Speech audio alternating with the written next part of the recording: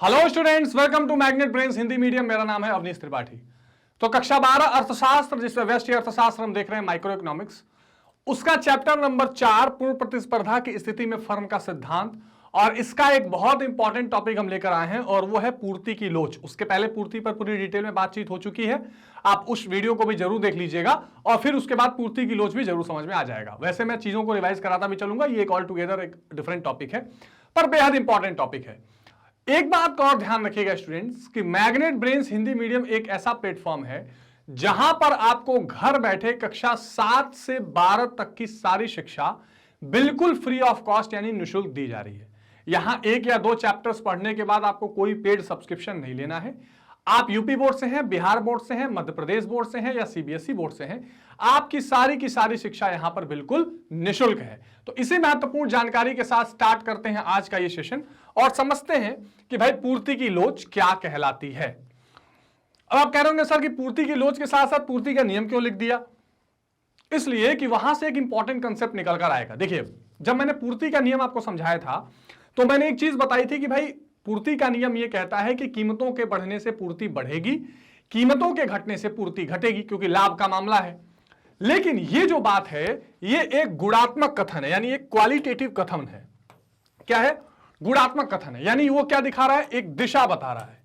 एक दिशा बता रहा है कि हाँ भाई, अगर मान लीजिए कीमत 5 से 10 हो जाती है तो पूर्ति भी 10 से 20 हो जाएगी, ऐसा वो बताएगा। लेकिन कितना हो जाएगा, कितने परसेंट से बढ़ेगा, क्या डिग्री होगा बढ़ने का, कितना वो ज्यादा रिस्पांस में पूर्ति में परिवर्तन आएगा, ये अगर आपको पता करना है तो अब आपको पहुंचना पड़ता है पूर्ति की लोच की तरफ। यानी जब आप गणना करते हैं तो जो पूर्ति का नियम है, यह नियम वस्तु की कीमत में परिवर्तन होने पर पूर्ति की दिशा में होने वाले परिवर्तन की जानकारी देता है कि अगर पूर्ति बढ़ी है तो कीमत बढ़ी तो पूर्ति बढ़ती हुई जाएगी। लेकिन परिवर्तन की मात्रा या परिमाण, जो क्वांटिटी है, इसकी जानकारी नहीं देता है।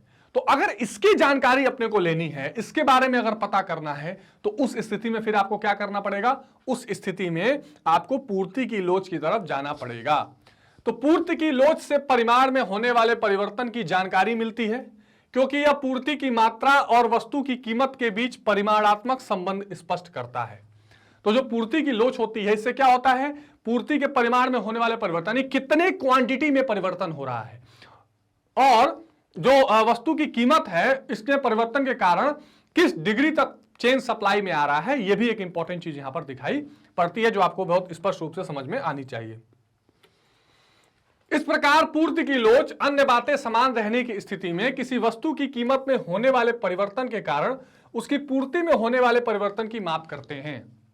यानी if there is a change in the price, then at what quantity, at what level, at what degree the supply will be changed, इसकी बातचीत यहां पर पूर्ति की लोच में की जाती है। परिभाषाएं देखें तो मार्शल के अनुसार पूर्ति की लोच से तात्पर्य कीमत में परिवर्तन के परिणाम स्वरूप पूर्ति की मात्रा में होने वाले परिवर्तन से है। यानी अगर कीमत में कोई चेंज होता है तो सप्लाई की क्वांटिटी में क्या परिवर्तन आता है, इसको हम पूर्ति की लोच के साथ जोड़ के देख सकते हैं। प्रोफेसर बिलास के अनुसार पूर्ति की लोच से अभिप्राय वस्तु की पूर्ति में होने वाले प्रतिशत परिवर्तन में कीमत में होने वाले प्रतिशत परिवर्तन से भाग देना है। जैसे percentage change in quantity supply, quantity supplied divided by percentage change in price. मतलब पूर्ति की मात्रा में कितना परिवर्तन, कितने परसेंट का चेंज हुआ है, उसको कीमत में होने वाले परसेंटेज चेंज से अगर आप डिवाइड कर देंगे तो आपको सीधे सीधे पूर्ति की लोच पता चल जाएगी। जैसे किसी ने बोला कि मान लीजिए जो पूर्ति है वो 20% बढ़ गई और कीमत 5% बढ़ गई, तो यहां पर जो इलास्टिसिटी ऑफ सप्लाई होगी, ES होगी, वो 20/5 हो जाएगी, इक्वल्स टू 4 आ जाएगा। एक तो सीधा सीधा तरीका ये दिखाई पड़ता है। तो कीमत की लोच के लिए यह कहा गया है कि इसने, मतलब जो विलास ने क्या किया है कि सीधे सीधे उस फॉर्मूले को ही परिभाषा के रूप में प्रस्तुत किया है। अब यहां पर एक बहुत इंपॉर्टेंट कंसेप्ट आता है कि पूर्ति की लोच की माप आप कैसे करेंगे, पूर्ति की लोच को कैसे गणना करेंगे, कैसे उसकी गिनती करेंगे। तो ये एक बहुत इंपॉर्टेंट कंसेप्ट आता है। तो यहां पर आपको 2 चीजें मिलती हैं, एक प्रतिशत रीति मिलती है जिसे आप आनुपातिक या प्रोपोर्शनल मेथड कहते हैं, और एक ज्यामिति या बिंदु यानी जिसको ज्योमेट्रिक मेथड कहते हैं। मांग वाले में एक और आता था, याद है, टोटल आउटले, कुल व्यय विधि भी होती थी। यहां आपको मुख्य रूप से दो विधियां देखनी है और उसमें भी सबसे मुख्य ये विधि है। इस विधि पर तो बहुत कम इंफोसिस रहता है, फिर भी मैं आपको थोड़ा शॉर्ट में समझा दूंगा। तो प्रतिशत रीति या अनुपातिक रीति का मतलब सीधे सीधे क्या है? प्रतिशत रीति या अनुपातिक रीति का सीधे सीधे मतलब यह है कि अगर मान लीजिए वस्तु की पूर्ति में कोई कमी या परिवर्तन आता है तो कीमत में कितना परिवर्तन आएगा, इसका मतलब होता है परसेंटेज या प्रोपोर्शनेट मेथड। आ गई बात समझ में, यानी कितना परसेंट का चेंज हुआ है। और फिर फॉर्मूले से भी दिखाते हैं। इस पद्धति के अनुसार पूर्ति की लोच का मापन वस्तु की कीमत में प्रतिशत परिवर्तन होने पर वस्तु की मांगी गई मात्रा में होने वाले प्रतिशत परिवर्तन को ध्यान में रखकर किया जाता है। इसमें यह बताने की कोशिश की जाती है कि किस रेशियो में, किस प्रतिशत में जो है परिवर्तन हुआ है वस्तु की कीमत में और उसका क्या इफेक्ट वस्तु की पूर्ति में देखा गया है। इसके अनुसार पूर्ति की लोच ज्ञात करने के लिए पूर्ति की मात्रा में प्रतिशत परिवर्तन में कीमत में होने वाले प्रतिशत परिवर्तन का भाग दे दिया जाता है। तो परिवर्तन डेल्टा परसेंटेज, परसेंटेज डेल्टा पूर्ति, डेल्टा का मतलब क्या होता है, कितना चेंज हुआ, डिवाइडेड बाय परसेंटेज डेल्टा कीमत। एक तो सीधा तरीका ये होता है, ठीक।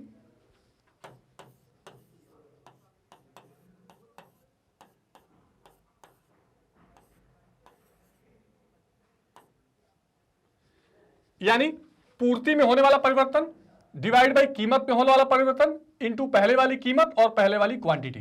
तो ये एक चीज आपको स्पेशली देखने को मिलेगी, ठीक है।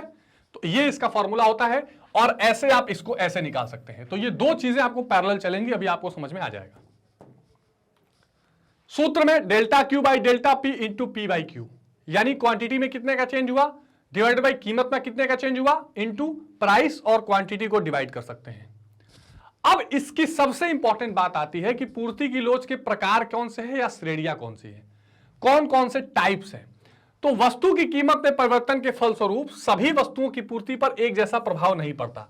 अच्छा, इससे पहले कि मैं इसकी श्रेणियों पर आऊं, मैं आपको एक आध चीजें प्रैक्टिस करके दिखा देता हूं। जैसे मान लीजिए आपके सामने ये क्वेश्चन बोल दे कि जब वस्तु की यहां दे दे कीमत, वैसे तो वन लाइन में भी देता है लेकिन मैं डायरेक्ट टेबल बना देता हूं, मैं अलग से न्यूमेरिकल सेशन भी आपके लिए जरूर करूंगा।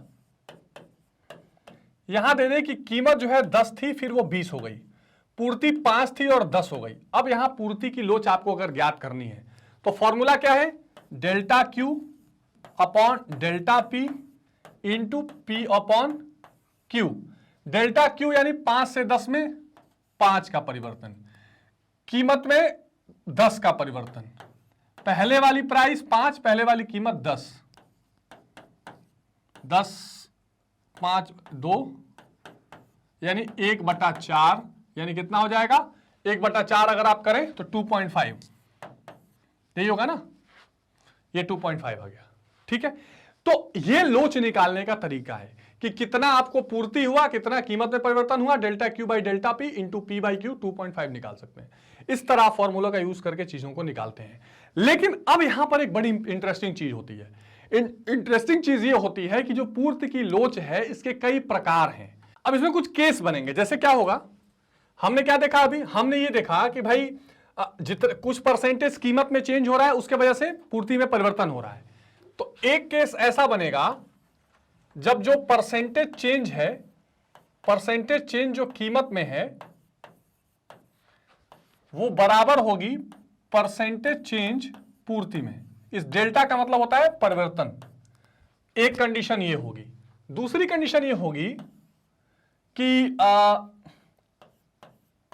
परसेंटेज परिवर्तन कीमत वाली जो है ये बराबर होगी परसेंटेज परिवर्तन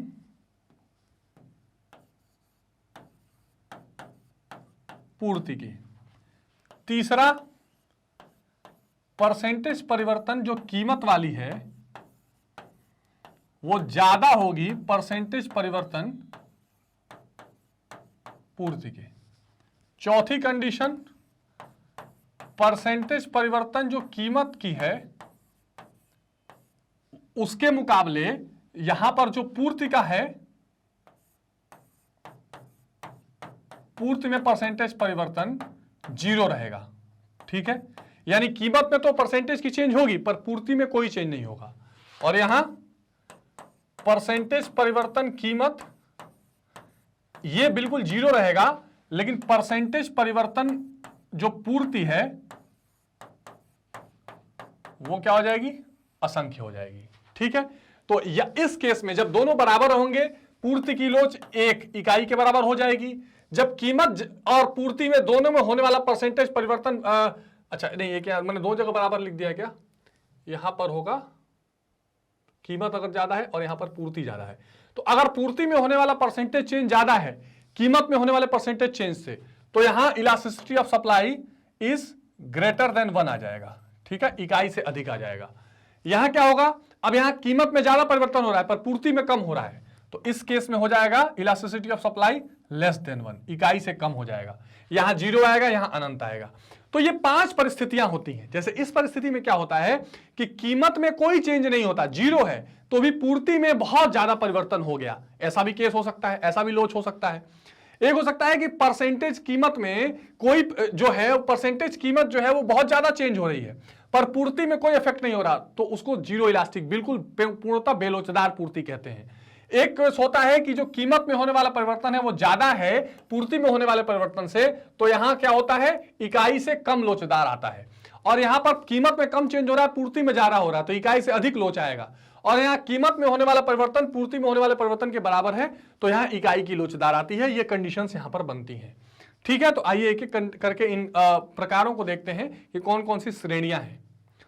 तो पहला है पूर्णतः बेलोचदार पूर्ति। पूर्णतः बेलोचदार पूर्ति का मतलब यह है कि आप कीमत में कितना भी परिवर्तन करिए वहां पर पूर्ति में कोई असर नहीं पड़ेगा, यानी आपको यहां पर जो इलास्टिसिटी ऑफ सप्लाई है इसकी वैल्यू 0 आ जाएगी। ठीक, दूसरा है पूर्णतः लोचदार पूर्ति, यानी आप कीमत में परिवर्तन करिए या ना करिए पूर्ति बहुत ज्यादा चेंज हो जाएगी, तो यहां इलास्टिसिटी ऑफ सप्लाई जो होती है वो अनंत हो जाती है, इनफाइनाइट, कितनी भी बदल सकती है, कोई उसकी सीमा नहीं है। ठीक है, यानी परिवर्तन हो या नहीं के बराबर हो। तीसरा इकाई लोचदार पूर्ति, जितना प्रतिशत आप कीमत में परिवर्तन करते हैं उतना ही प्रतिशत अगर पूर्ति में परिवर्तन हो तो इकाई लोचदार कहलाती है, तो यहां इलास्टिसिटी ऑफ सप्लाई क्या होगी, 1 के बराबर होगी। ठीक, उसके बाद क्या कंडीशन आती है, इकाई से अधिक लोचदार, यानी यहां पर ग्रेटर देन 1, यहां पर आप जितना परसेंट कीमत में चेंज करेंगे उससे ज्यादा आपकी पूर्ति में परिवर्तन हो जाएगा, तो यहां पर ग्रेटर देन 1 हो जाएगा। फिर इकाई से कम लोचदार, यानी यहां लेस देन 1 हो जाएगा, यानी जितना परसेंट आप कीमत में चेंज करेंगे उससे नहीं, इकाई से कम, ये इकाई से ज्यादा है ना, तो 1 इज ग्रेटर देन, हाँ ठीक है। और यहां क्या हो जाएगा, यहां इकाई से कम, लेस देन 1। तो इस केस में क्या होगा, जितना कीमत में आप चेंज करेंगे उससे कम ही पूर्ति में परिवर्तन देखने को मिलेगा। अब पहले अगर कंडीशन बात करें तो पूर्णतः बेलोचदार पूर्ति क्या होती है देख लीजिए। जब वस्तु की कीमत में परिवर्तन होने पर भी वस्तु की पूर्ति में किसी भी प्रकार का परिवर्तन नहीं होता है, तब पूर्ति की लोच पूर्णतः बेलोचदार होती है। मतलब आप कीमत चेंज कर रहे हैं पर उसकी सप्लाई पर कोई परिवर्तन नहीं हो रहा।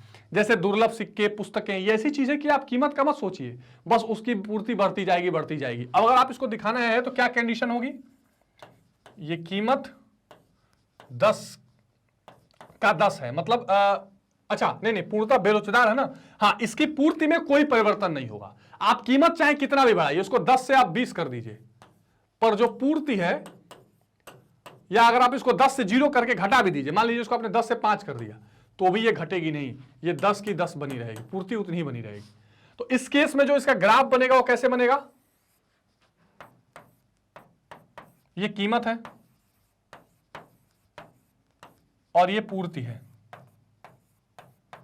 ठीक, अब ये 10 है मान लो, तो ये क्या था, 5 पे भी 10, 10 पे भी 10, ये सीधी रेखा बन जाएगी, है ना, ये जो मांग वक्र सीधी पूर्ति रेखा सीधी बन जाएगी।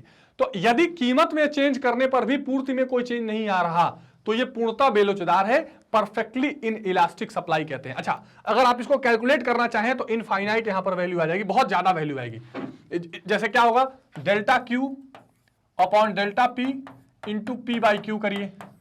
डेल्टा क्यू 10 से 10 में कितने का, 0 का चेंज है, डेल्टा पी में 5 का चेंज है, इंटू पहले प्राइस 10, पहली कीमत 10, 10 से 10 कैंसिल, 0/5 अगर आप करेंगे तो यहां पर इनफाइनाइट अनंत आ जाएगा। ठीक है, 5/0 होता तब तो 0 आ जाता, 0/5 से इनफाइनाइट वैल्यू आ जाएगी।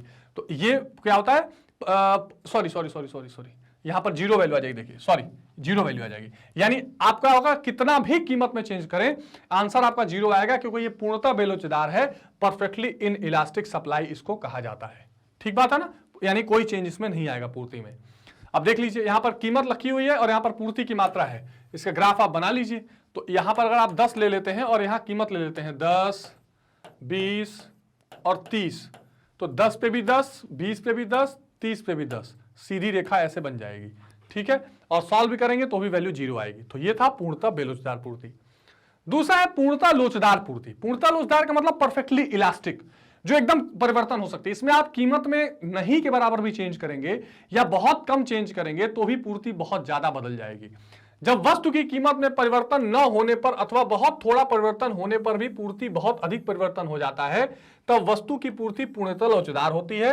व्यवहारिक जीवन में पूर्णतः लोचदार पूर्ति नहीं पाई जाती। इसमें पूर्ति की लोच अनंत के बराबर होती है। जैसे डेल्टा मान लीजिए यहां पर कीमत है, अब बहुत कम ऐसी कंडीशन होती है, कीमत जो है 10 का 10 है, इसमें कोई चेंज नहीं आ रहा, लेकिन जो पूर्ति है वो क्या हो गई, 10 से 100 हो गई मान लीजिए। ठीक, ऐसी कंडीशन आ गई। अब क्या होगा, delta Q upon delta P into P by Q. Delta Q कितना है, 90 का, डेल्टा प्राइस कितना है, 0 का, इंटू पी कितना है, पहले 10, और पूर्ति कितनी है, पहले 10, 10 से 10 कैंसिल, 0/90 क्या आ जाएगा, इनफाइनाइट आ जाएगा। यानी कीमत में आप कोई चेंज ना करें तो भी अपने आप सप्लाई बहुत ज्यादा चेंज हो जाए, इसको पूर्णतः लोचदार या परफेक्टली इलास्टिक सप्लाई कहा जाता है। ठीक बात है। चलिए, अच्छा इसका ग्राफ कैसे बनेगा, तो प्राइस 10 से 10, सप्लाई 5 से 20, ये प्राइस है, ये 10 है, इसको 5, 10, 15, 20, 10 पे भी 5 था और 10 पे ही 20 हो गया, तो ये सीधी रेखा बन जाएगी। यानी जो पूर्णतः बेलोचदार पूर्ति होती है उसका ग्राफ कैसा बनता है, ऐसा, और पूर्णतः लोचदार का ग्राफ ऐसा एक्स अक्षांश के बराबर बनता है, समानांतर बनता है। तो ये ग्राफ वगैरह को आप बहुत ध्यान में रखिएगा, अक्सर इसी से रिलेटेड क्वेश्चन एग्जामिनेशन में पूछ दिए जाते हैं। अब इस ग्राफ को देख लीजिए, बिल्कुल ऐसा बन जाएगा आपको ग्राफ। ये कीमत 10 का 10 रहेगी और 10, 20, 30, 10, 20, 30, तो ये क्या हो जाएगा, 10, 20, 30 इसके सामने आ जाएगा, ऐसी रेखा बन जाएगी। ठीक है, चलिए मैंने आपको डिटेल में कराई दिया है। फिर आई कहानी इकाई लोचदार पूर्ति की। इकाई लोचदार पूर्ति क्या है, जो यूनिटरी इलास्टिक है, जितना परसेंट आप कीमत में बदले हैं उतना ही परसेंट सप्लाई चेंज होगी, सीधी सीधी बात। तो जब किसी वस्तु की पूर्ति में परिवर्तन ठीक उसी अनुपात में होता है जिस अनुपात में कीमत में परिवर्तन होता है, तब वस्तु की पूर्ति को इकाई लोचदार कहते हैं या यूनिट इलास्टिक सप्लाई कहते हैं। यह पूर्ति लोच इकाई के बराबर होती है, अर्थात ES = 1। जैसे मान लीजिए कीमत में परसेंट भी 50% का चेंज है और पूर्ति की मात्रा में भी 50% का चेंज है, तो 50/50 वैल्यू कितनी आ जाएगी, 1 आ जाएगी। ठीक, या अगर आपको कह दिया कि जो ये मान लीजिए कीमत है, कीमत को 10 से 20 कर दिया और पूर्ति को 5 से 10 कर दिया। अब देखिए 100% दोनों में चेंज हुआ है। अब फॉर्मूले पे यूज करिए, delta Q by delta P into P by Q. Delta Q का मतलब कितना क्वांटिटी में चेंज हुआ है, 5 का, प्राइस में कितने का चेंज हुआ है, 10 का, पहले वाली कीमत 10, पहले वाली प्राइस, पहले वाली पूर्ति 5, 5 से 5 गया, 10 से 10 गया, 1 वैल्यू आ गई। यानी जितना परसेंट कीमत में चेंज उतना ही परसेंट पूर्ति में चेंज। बहुत क्लियर कट बात है। ठीक बात है, यहां पर ये इकाई लोचदार हो गई। देख लीजिए कुछ ऐसा स्थिति यहां पर बनाई गई, 10 से 15 और ये 100 से 150। तो इस स्थिति में अगर आप इसको चेंज करें तो ये कितना आ गया है, delta Q 50, delta P 5 into 100/100, 2 से 2 कैंसिल, 1 आ गया। ठीक है, सिंपल कहानी है। चलिए अगला सवाल है इकाई से अधिक लोचदार पूर्ति। इकाई से अधिक मतलब जितना परसेंट आप कीमत में चेंज करेंगे उससे ज्यादा परसेंट यहां पर चेंज हो जाएगा उसकी पूर्ति में। तो जब किसी वस्तु की पूर्ति में प्रतिशत परिवर्तन कीमत में होने वाले प्रतिशत परिवर्तन से अधिक होता है तब पूर्ति की लोच इकाई से अधिक होती है। ये बहुत इंटरेस्टिंग फैक्टर है।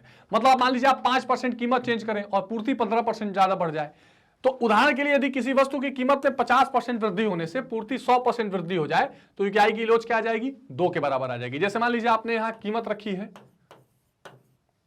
5 से लेट सपोज यहां रखी है 5 से 10 और पूर्ति जो है 5 से 20 हो गई। तो अब आप निकालिए, ये हमेशा 1 से ज्यादा वैल्यू आएगी, delta Q upon delta P.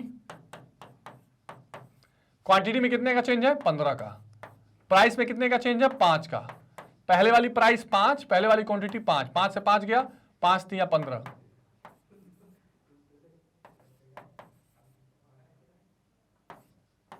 तो सप्लाई क्या आ गई, 1 से ज्यादा हो गई ना, इलास्टिसिटी ऑफ सप्लाई 3 आ गई। ठीक बात, कोई डाउट?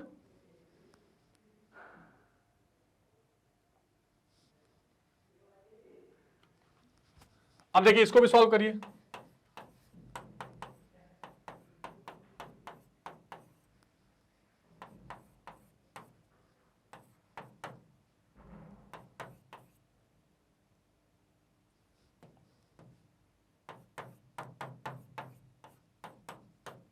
दो आ गई, ठीक है ना, इकाई से अधिक हमेशा वैल्यू आती है, तो ये आप बिल्कुल ध्यान रखेंगे, इसमें कोई डाउट नहीं होनी चाहिए। इकाई से कम लोचदार क्या है, जितना परसेंट कीमत पे चेंज होगा उसी से कम सप्लाई में चेंज होगा। तो जब किसी वस्तु की पूर्ति में आनुपातिक परिवर्तन उसकी कीमत में हुए आनुपातिक परिवर्तन से कम होता है, तब ऐसी पूर्ति की लोच को इकाई से कम लोचदार कहते हैं। जैसे मान लीजिए यहां पर आपने सप्लाई डेल्टा पी जो है, यहां कीमत रख लिया, यहां कीमत और यहां पूर्ति, तो मान लीजिए आपने कीमत जो है वो चेंज कर दी, कितना, 5 से 20 और पूर्ति 5 से 10 हुई। अब यहां हमेशा वैल्यू क्या होती है, इकाई से कम आती है, पॉइंट में वैल्यू आएगी, 1 से कम आएगी, लेस देन 1। तो देख लीजिए delta Q 5, delta P 15 into 5/5, 5 से 5 गया, 5 1/3 हो गया, तो 3 से 1 को करेंगे, 3 3 जा 9, 0 कर देंगे, 0.33 0.33 आ जाएगा, सीधे सीधे कहानी। तो इकाई से कम आ गया, तो बहुत सिंपल कैलकुलेशन है, इसको आप आराम से समझ सकते हैं। तो 5 कौन सी परिस्थितियां बनी, एक परिस्थिति में इलास्टिसिटी जो है वो 0 आएगी, एक परिस्थिति में इलास्टिसिटी 1 के बराबर आएगी, एक परिस्थिति में इलास्टिसिटी इनफाइनाइट के बराबर आएगी, एक परिस्थिति में इलास्टिसिटी लेस देन 1 आएगी, और एक में ग्रेटर देन 1 आएगी। कंडीशन क्या है, कीमत कितनी भी चेंज हो, पूर्ति में कोई चेंज नहीं, 0। कीमत कितनी भी चेंज हो, उतनी ही पूर्ति में बदलो, उतना ही परसेंट पूर्ति बढ़े, 1। कीमत में जो चेंज हो रहा है, पूर्ति में चेंज उससे बहुत ज्यादा हो गया, मतलब नहीं भी कीमत चेंज हुआ तो भी पूर्ति चेंज हो गई, अनंत।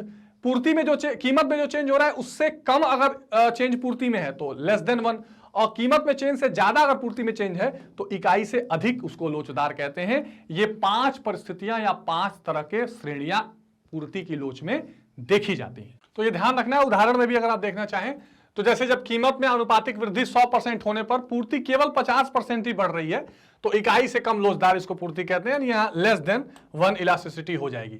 अब जैसे ये 10 से 15 हो गई है और ये 100 से 150 हो गया है, ठीक है, तो अगर इसको सॉल्व ऑफ करें, हालांकि इसमें मुझे लग रहा है थोड़ा सा आपको चेंज करना पड़ेगा, क्योंकि अगर ये 10 से 15 हुई है तो इसको 100 से 120 ही करिए आप, 115 मत करिए, 150 मत करिए। अब इसको फॉलो करिए, delta Q upon delta P into P/Q। Delta Q कितने का है, 20 का, डेल्टा पी कितने का है, 5 का, प्राइस कितना है, पहला 10 और पहला सप्लाई 100, तो 5 चौका 20, 10 10, 4/10, ठीक है। अब यहां पर जब आप करेंगे तो ये 0.4 आंसर आ जाएगा, तो इकाई से कम लोचदार इसको कहेंगे। हमेशा पॉइंट में इसका आंसर आपको देखने को मिलेगा, तो ये 5 परिस्थितियां आपको देखने पड़ेंगी। अब एक और इंपॉर्टेंट पॉइंट जो इसमें आता है वो है कि पूर्ति की लोच को प्रभावित करने वाले तत्व कौन से हैं। पर यहां पर हमने कौन सा प्रतिशत या अनुपात विधि देख लिया। एक विधि मैं आपको शॉर्ट में और बता देता हूं, और वो विधि क्या होती है, वो विधि होती है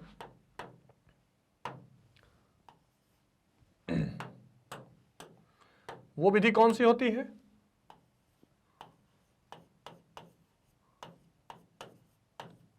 ज्यामितीय विधि, ठीक है, या ज्योमेट्रिकल मेथड इसको कहते हैं। अब इस विधि में क्या होता है, बहुत इंपॉर्टेंट है, समझ लीजिए। इसमें हम क्या करते हैं, 3 परिस्थितियों से ग्राफ से शो करते हैं।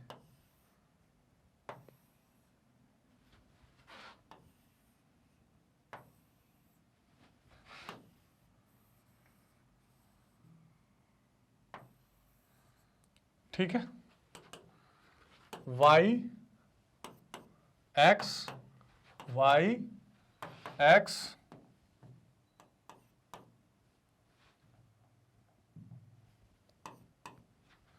y x। अब मान लीजिए, लेट सपोज पहली स्थिति में आते हैं, और ये कोई सप्लाई कर्व है, अगर मैं मान लूं लेट सपोज ये कोई सप्लाई कर्व है, ठीक है, ठीक। अब यहां पर इस सप्लाई कर्व पे मैं बिंदु P लेता हूं, ठीक है, और बिंदु P से मैं इस क्वांटिटी पर यहां पर आता हूं, ठीक। अब हम क्या करते हैं यहां पर, अब हम यहां पर इसको डॉट डॉट करके इस एक्स एक्सिस पर ले आते हैं, ठीक है।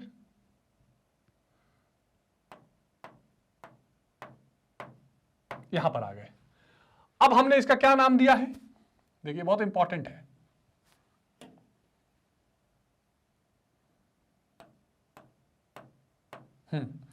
अब हमने क्या नाम दिया इसको, ये है O, ये है M, इसको हम रख लेते हैं B, ठीक।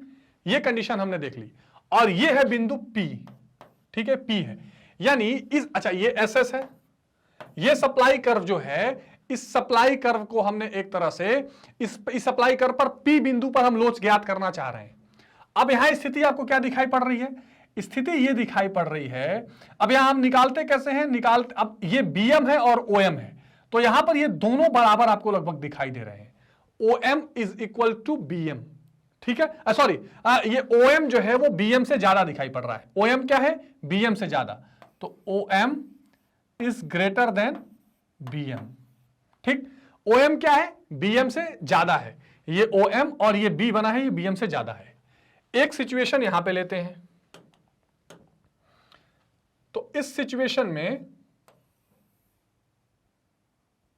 हम इस तरह का एक सप्लाई कर्व बनाएंगे, ठीक है, और फिर ये P बिंदु पर लोच प्राप्त करने की कोशिश करेंगे, ठीक है। ये P बिंदु है और इसको फिर डैश डैश डैश डैश करके यहां ले आएंगे,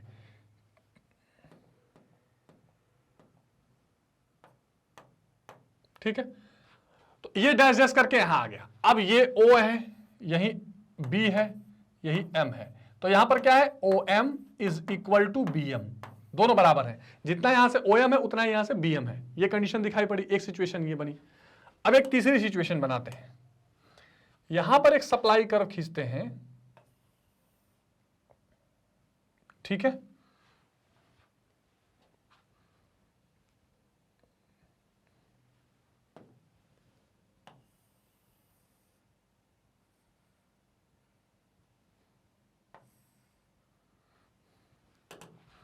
और इसको dash dash dash dash dash dash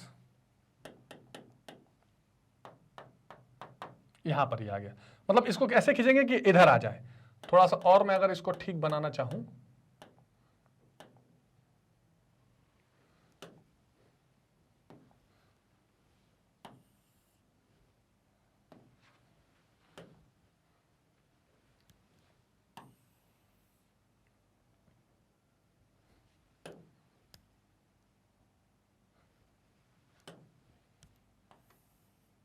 देखिए ज्यामिति विधि से कैसे बनाते हैं इसको समझ लीजिए आप, ठीक है। ये आ गया, तो ये है हमारा O, ये है हमारा M, सॉरी ये हमारा B, और ये है हमारा, और यहां पर हम P बिंदु से निकालेंगे, ठीक है। तो ये है हमारा M और ये P बिंदु है।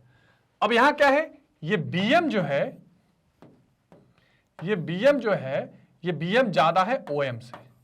BM क्या हो गया, OM से ज्यादा हो गया। तो हम ये जो B बन रहा है, ये B वाला पॉइंट कब बना है, ये B वाला पॉइंट बना है जब हम उस सप्लाई कर्व को नीचे की तरफ डैश बना रहे हैं। और ये 3 केस होता है, case number 1, case number 2, case number 3, ठीक। तो जहां पर ये OM इस BM से बड़ा है, यानी BM छोटा है, तो यहां इलास्टिसिटी ऑफ सप्लाई इज क्या हो जाएगी, इज लेस देन 1 हो जाएगी, ठीक है, 1 से कम होगी। जहां पर OM BM के बराबर है वहां elasticity of supply is equal to 1 हो जाएगी, और जहां OM छोटा है, BM बड़ा है, वहां elasticity of supply is greater than 1 हो जाएगी। बस ये 3 तरह की कीमत लोच, मांग पूर्ति की लोच यहां पता चलेगी। तो जहां पर ये OM जो है वो BM से बड़ा है तो इलास्टिसिटी 1 से कम हो जाएगी, जहां OM BM के बराबर है इलास्टिसिटी 1 के बराबर हो जाएगी, और जहां ये BM OM से बड़ा हो जाएगा वहां पूर्ति की लोच 1 से ज्यादा हो जाएगी। तो ये एक इंपॉर्टेंट कंसेप्ट है, इसको भी आप ध्यान से समझ के चलिएगा, इसका स्क्रीनशॉट आप ले सकते हैं, बहुत इंपॉर्टेंट पॉइंट है। और अब हम पढ़ेंगे पूर्ति की लोच को प्रभावित करने वाले महत्वपूर्ण पॉइंट्स या तत्वों को। तो सबसे पहले इसमें इंपॉर्टेंट तत्व आता है वस्तु की प्रकृति, किस तरह की वो वस्तु है। ठीक है, तो किसी वस्तु की पूर्ति की लोच उस वस्तु की प्रकृति पर निर्भर करती है। शीघ्र नाशवान वस्तुओं की पूर्ति बेलोचदार होती है, जो जल्दी खत्म हो सकती है, जो जल्दी खराब हो सकती है, उसकी पूर्ति बेलोचदार होती है। वो बहुत जल्दी उसमें पूर्ति में चेंज नहीं आएगा, अगर कीमत बढ़े या घटे वो जल्दी जल्दी खत्म कर दिया जाता है, क्योंकि कीमत में परिवर्तन के अनुसार उसकी पूर्ति को घटाना बढ़ाना संभव नहीं होता। अब कृषि उत्पाद, फल फूल, दूध, अब आप सोचें कि 2 दिन बाद कीमत बढ़ेगी तो मैं बेचूंगा, तो नहीं, वो खराब हो जाएगी। तो ये एक तरह से आपको बेलोचदार पूर्ति दिखाई पड़ेगी, कीमत पर ज्यादा असर इस पर नहीं पड़ेगा। दूसरा, समय अवधि, अल्पकाल में पूर्ति लोचदार होती है। तो अगर छोटा समय है तो पूर्ति यहां क्या होगी, लोचदार होगी, मतलब वो जल्दी जल्दी चेंज होगी, क्योंकि कम समय में मांग के अनुरूप पूर्ति का समायोजन नहीं हो सकता। लेकिन जो दीर्घकाल होता है, जो लंबा समय होता है, उसमें पूर्ति अधिक लोचदार होती है, क्योंकि अधिक समय मिलने से उत्पादन के साधनों में सरलता से परिवर्तन किया जा सकता है और पूर्ति बढ़ाना यहां से संभव हो जाता है। उत्पादन की तकनीक की बात करें तो यदि वस्तु की उत्पादन की तकनीक सरल है तो उसकी पूर्ति लोचदार होगी, लेकिन इसके विपरीत अगर जटिल उत्पादन तकनीक है तो पूर्ति बेलोचदार हो जाती है। तो ये एक इंपॉर्टेंट कंसेप्ट होता है जो आपको ध्यान रखना है। जोखिम उठाने की क्षमता की अगर बात करें तो यदि उद्यमी उत्पादन में वृद्धि होने पर होने वाले जोखिम उठाने को तैयार है तो पूर्ति लोचदार होती है, और जोखिम उठाने के लिए तैयार नहीं है तो पूर्ति बेलोचदार होती है। तो ये एक इंपॉर्टेंट कंसेप्ट है, इसको भी आप ध्यान में रखेंगे। प्राकृतिक बाधाएं भी है, नेचुरल चीजें भी पूर्ति की लोच को घटाती बढ़ाती हैं। तो पूर्ति की लोच को प्राकृतिक घटक भी प्रभावित करते हैं। प्राकृतिक कारणों से वस्तु की पूर्ति को बढ़ाया नहीं जा सकता। जैसे सागौन की लकड़ी की पूर्ति बढ़ानी हो तो उसके वृक्षों को तैयार करने में बहुत अधिक समय चाहिए, इसलिए यहां पर कीमत तुरंत उसकी सप्लाई को घटा बढ़ा नहीं सकती है, समय जितना लगना है उतना समय लगेगा ही। उत्पादन के साधनों की प्रकृति की बात करें तो यदि वस्तु का उत्पादन करने से संबंधित साधन आसानी से उपलब्ध होते हैं तो उनकी पूर्ति लोचदार होती है। इसके विपरीत उन्हें सरलता से एकत्र नहीं किया जा सकता तो पूर्ति बेलोचदार होती है। यानी जो फैक्टर ऑफ प्रोडक्शन है, आप उसको आसानी से जुटा पा रहे हैं कि नहीं जुटा पा रहे हैं। अगर जुटा पा रहे हैं तब तो साधन उसकी पूर्ति लोचदार हो जाएगी, आप कीमत के हिसाब से घटा बढ़ा लेंगे, और नहीं जुटा पाएंगे तो आप कोई भी कीमत हो आप उसमें बहुत चेंज नहीं कर पाते हैं। तो ये पूर्ति की लोच से संबंधित वो महत्वपूर्ण टॉपिक था जो हमें डिस्कस करना था। पूर्ति की लोच क्या है, उसको प्रभावित करने वाले तत्व कौन से हैं, पूर्ति की लोच के प्रकार कौन से हैं, और यहां मैंने आपको ज्यामिति विधि से भी चीजों को समझाया है ताकि आप इजीली समझ लें, एक प्रतिशत विधि, एक ज्यामिति विधि। अब कोई डाउट हो, समस्या हो तो कमेंट बॉक्स में बताइए, न्यूमेरिकल सेक्शंस में आपको कराऊंगा अलग से, उसकी चिंता आप मत करिएगा। एक बात का आप ध्यान रखिएगा कि मैग्नेट ब्रेन्स हिंदी मीडियम एक ऐसा प्लेटफॉर्म है जहां पर आप कक्षा 7 से 12 तक की सारी शिक्षा बिल्कुल निःशुल्क पाते हैं। यानी यहां 1 या 2 चैप्टर्स को पढ़ने के बाद आपको कोई पेड सब्सक्रिप्शन नहीं लेना, ये तो आपको पता है। लेकिन जो मैग्नेट ब्रेन्स का पूरा प्लेटफॉर्म है, उसका वेबसाइट, मैग्नेट ब्रेन्स का एप्लीकेशन और मैग्नेट ब्रेन्स का यूट्यूब चैनल, वहां से ये सारे कोर्सेज आप फ्री में पढ़ेंगे, CBSE, NTSC, olympiad, UP board, Bihar board, सब कुछ। और वीडियो के डिस्क्रिप्शन बॉक्स में ई बुक्स और बुक्स के भी लिंक दिए हुए हैं। और जो हमारे सोशल मीडिया हैंडल्स हैं, ट्विटर, टेलीग्राम, फेसबुक, इंस्टाग्राम, इनको फॉलो करना बिल्कुल नहीं भूलिएगा। नोट्स भी आप ऑर्डर करके आसानी से पढ़ सकते हैं, मंगा सकते हैं, वीडियो में वो डिस्क्रिप्शन में लिंक दिया हुआ है। तो कोई समस्या, कोई परेशानी हो तुरंत कमेंट करिएगा। मिलते हैं अगली वीडियो में एक नए कंसेप्ट के साथ, तब तक टेक केयर, बाय बाय।